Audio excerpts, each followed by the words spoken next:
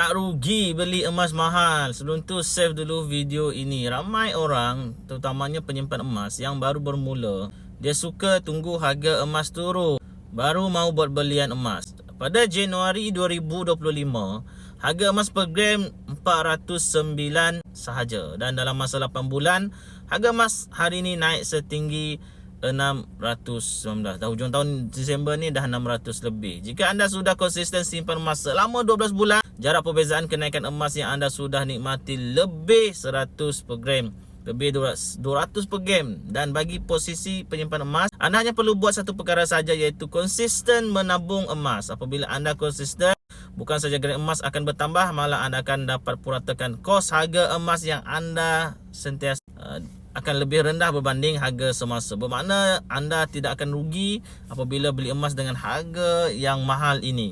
Sebab kerana harga emas memang ada naik turun dalam jangka masa pendek, tapi untuk jangka masa panjang, sejarah harga emas 20 tahun kebelakangan ini menunjukkan harga emas naik purata 10% setahun.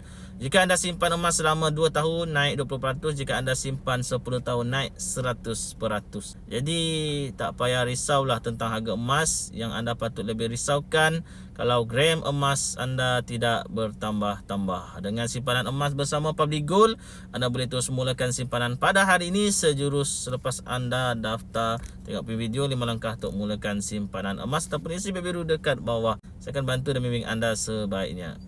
Jangan lupa follow dan komen untuk berbanyak ilmu kewangan dan emas.